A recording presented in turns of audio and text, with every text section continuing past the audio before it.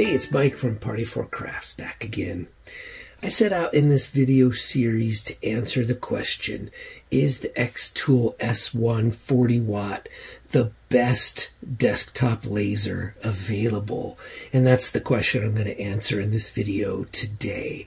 So I'll go through a few different categories of how it compares to the other lasers, and we'll see how it stacks up. All right, so first of all, the power of this laser. 40 watt is an excellent power for a diode laser. It can't compete with the 55 watts of the xTool P2, but it is the same power as the Glowforge Plus. The Glowforge Pro is 45 watts, a little bit more, and then the P2 is 55 watts, which is even more than that. It's hard to compare it to the Thunderbolt desktop laser because that one is a 30 watt tube, but it's RF, and RF is different. It has a finer point, and it can turn on and off faster. So it's difficult to compare a diode to a CO2 to an RF tube and say which one is the most powerful. The xCloud desktop laser is 50 watts, so it's in between the xTool S1 and the xTool P2, and that one is also a CO2 laser. So what are the differences, the noticeable differences between a diode laser and a CO2 laser? The biggest difference is just the materials that they can work with. The diode laser has the disadvantage that it can't cut clear, transparent, or semi-transparent acrylics, but as you saw in one of my previous videos, it can engrave metal. So there's an advantage there and a disadvantage there. Whereas the CO2 laser can cut any kind and color of acrylic, but it cannot engrave on metal without using some kind of a marking spray on it. So that one's mixed there, whether you want to go with a diode or a CO2. Diode lasers, let's talk about price. Diode lasers are less expensive than their CO2 counterparts. I'll put up here on the screen some of the prices for the desktop lasers, and you will see that this diode laser is a very good deal for the power and the speed that you get. Speaking of speed, it wasn't until the S1 came out, I never would have said the diode's just as fast as the CO2s now. This diode, like, you could regularly use it in the 300, 350, 400 millimeters per second range when you're engraving, and that's the same range that the CO2 lasers do. They have max speeds that are higher than that, but you rarely use a laser at max speed. You're never going to use it at 500 or 600 millimeters per second unless you're just burning off masking, or you're going to fill it with paint or something like that. So it has comparable actual usable speeds to a CO2 laser, like all of the other desktop lasers that I've been comparing it to. It is certainly far faster than a Glowforge, even with the new upgraded speeds of the Glowforge. They might be in the 200, 250 millimeter per second range, and this one it's usable in the 300, 350, even 400, and it goes up to 500 or 600. I've never maxed out the speed because, like I said, it's rare that you would do that. But even the usable speed is a lot higher than the Glowforge's maximum speed. Another comparison point on these lasers is the accessories that you can use with them. So the accessories that I have for the S1, I have the riser, which makes it so you can put thicker things in it. Like, I could reach my hand all the way down inside there. I could put a basketball, or I could almost stand a pie plate up inside there if I wanted to. It has a tray that you put in there when you want to do shallower things, or put the honeycomb tray back in. Or it has a hollow bottom when you want to put a rotary in there or a thicker object. So the riser base is one that's available on the xTool P2. It's available on xCloud. It's available on Thunder. It is not available on any of the Glowforge models. So I mentioned a couple of other accessories while I was talking there. The rotary, the RA2 rotary will allow you to do tumblers. You can do champagne glasses. You could put coffee mugs in there. There's all kinds of things that it opens up when you have a rotary available. The xTool P2 has a rotary available. GYK Cloud has one. I couldn't get it to work properly. It was warping my letters, and it was not positioning them properly, but it does have one available. And the Glowforge does not. The Glowforge cannot connect to a rotary any kind. It also has a conveyor belt, not just a pass-through for putting long things in, but it has a conveyor belt that pulls the material through the pass-through. And that's a big advantage over a laser like the Glowforge or the GYK Cloud. I haven't used a Thunder, so I'm not sure, but I don't believe that the Thunder has a conveyor belt. It has a normal pass-through. And so with those, you put the material in, you engrave a section of it, you move it forward, try to align it perfectly and engrave another section of it. Then you move it forward, try to align it again and engrave another section of it. If you're using Lightburn has registration marks that you can put, and then you use the red dot to align with those registration marks, and then everything comes out of line. The Glowforge has a pass-through with no conveyor and no registration marks. It's very difficult to get things lined up. But with the conveyor, it pulls it through as it's engraving it. So you don't have any alignment. It's just going back and forth as the material is feeding through. There are a couple of challenges to it. You have to have, let's say you're using a 4-foot board. You need 4 feet of space in front of your laser and 4 feet of space behind your laser in order to use that. I don't have that space. I have my big laser in a room that it barely fits in, and then I have the S1 and the P2 right next to each other on this table. So I have not used the pass-through conveyor on this machine because I don't have room for it. But if you have the space and you need a long piece of material, the conveyor is far preferable to the other methods of aligning and engraving and aligning and engraving. So xTool gets the advantage on that. It doesn't get the advantage over its cousin xTool P2 because that also has the conveyor, but it gets the advantage over Glowforge. It gets the advantage over GYK. Thunder, I assume, uses Lightburn, and so that one is middle ground. It's not as good as a conveyor, but it's better than the move it through by hand and align it way of doing things. The next factor to compare is the software. Software is a little harder to compare. It's a little more subjective. The software that comes with the xTool is great, and it does a lot. I don't use it for design, but it does have some design tools in it. I design in Inkscape and then upload my SVGs into the software. And for controlling the laser, it's incredible. It does a great job of controlling the laser, very easy to use. Of course, it doesn't have an advantage over the P2 because they use exactly the same software, which is pretty convenient. I did not have to learn new software when I got the S1. Glowforge software is very easy to use. It's probably the easiest software to use, but it's very limited.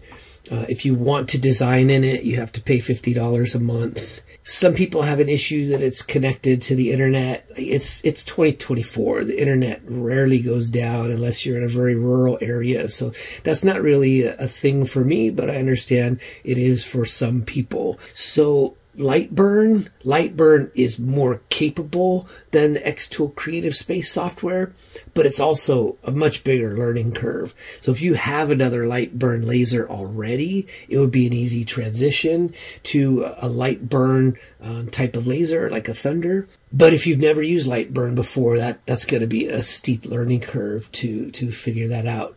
The advantage I think Lightburn has over some of the other software is its ability to engrave photos, but now the xTool Creative Space has all of the Jarvis models, and so there's different methods for converting photos into dots, and Lightburn has them all, and now xTool Creative Space is adding them all as well, and it's starting to compete in that area too.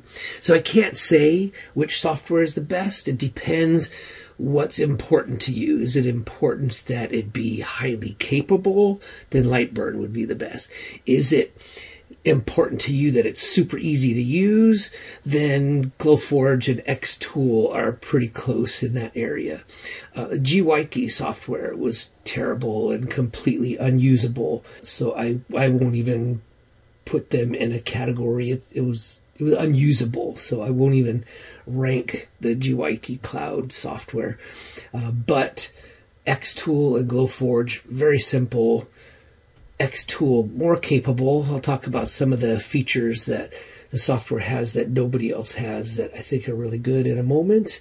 And then Lightburn is the epitome. It's the industry standard, difficult learning curve, but once you learn it, extremely capable.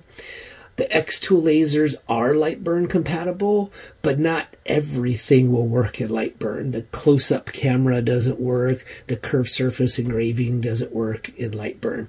So with those features, you have to use the xTool Creative Space XCS software. So I brought this up, curved surface engraving. I think that's an incredible feature, and as far as I know, xTool is the only one that has it.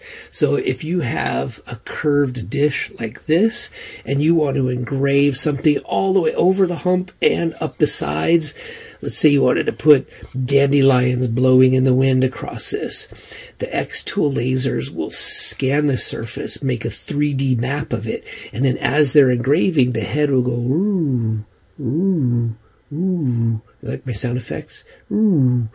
And it can engrave the entire surface perfectly in focus all of the time. I don't know of any other laser, desktop or otherwise, that does that. And I use it a lot. I have a stack of these trays here. We also use it for engraving inside of the cups of the spoons. You can do that without it, but you have to focus it halfway between the highest point and the lowest point, and then no matter where, you're always off focus a little bit.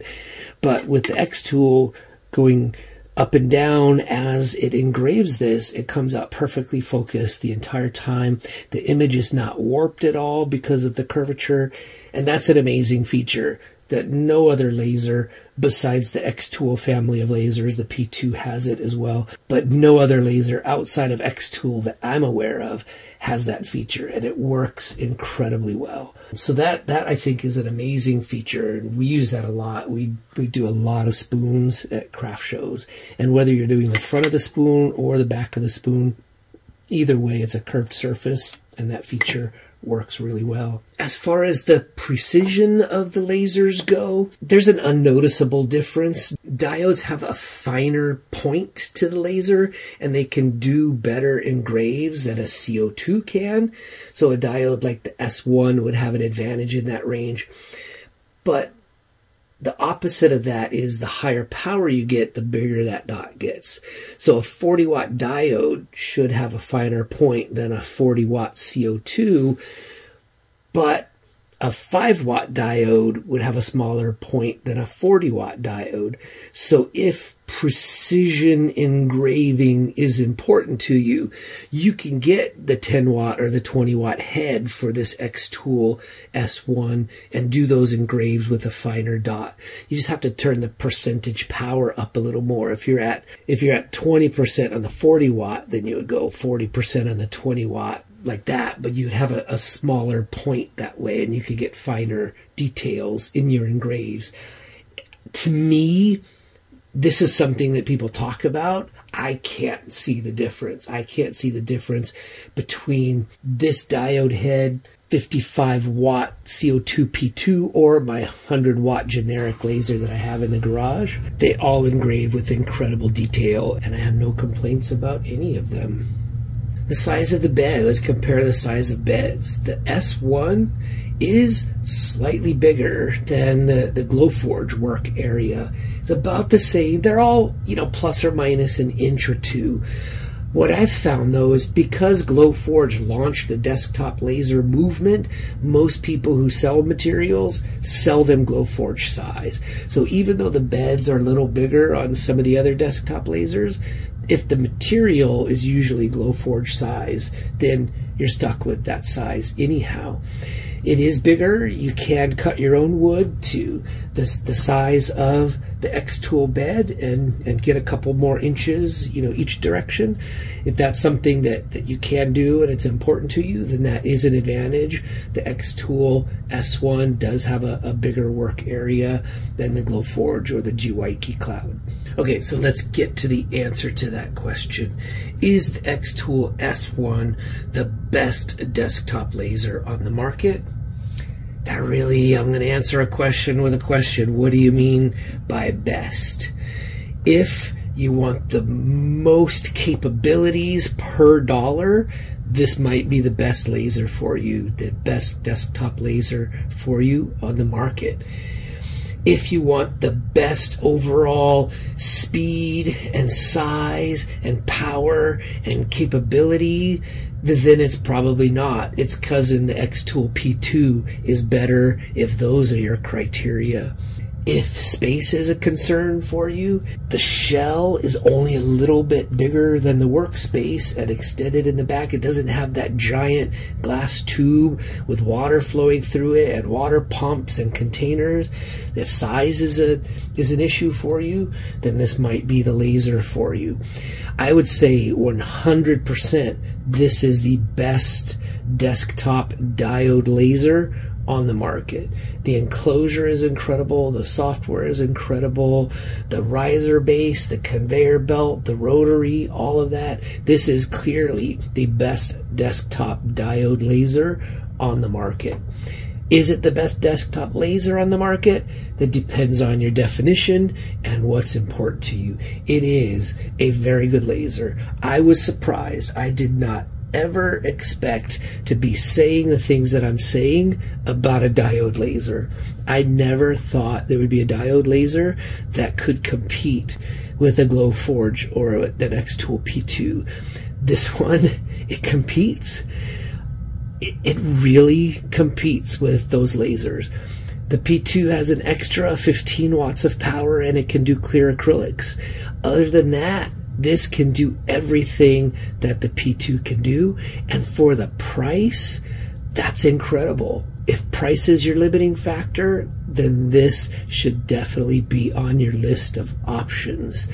If you need power and speed, then xTool P2 might be the option for you.